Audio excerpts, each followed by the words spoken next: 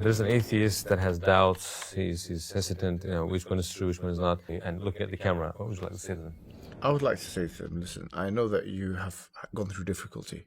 I know that life is difficult. I know that you may be going through some anxiety and depression. And I'm not here to judge you. Anyone can go through that. It doesn't mean that if you're a religious believer, you're not going to go through that. But it does mean this. I mean, you got to think about what the root causes of this all are. Why you're living such an unfulfilled life right now.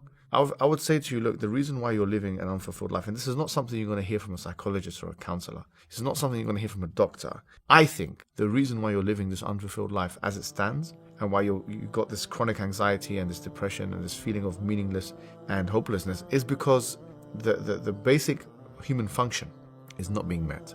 Because you don't have a purpose of life which is solid, because you don't have something to anchor on.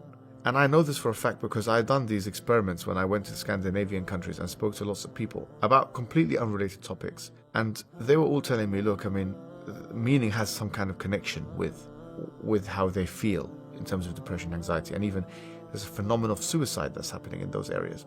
So what I'm saying to you is that to kind of remove yourself or to get better from that, you need to think about what the purpose of life is. And the purpose of life is the following.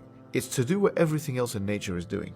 And everything else in nature is submitting to that which brought its existence about.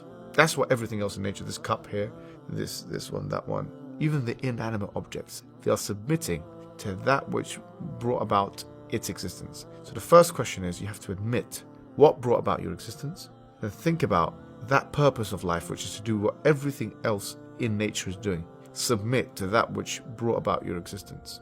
And then, and only then, could you be living a fulfilled, satisfied, good life, which will rid you from this chronic anxiety and this feeling of depression that you have.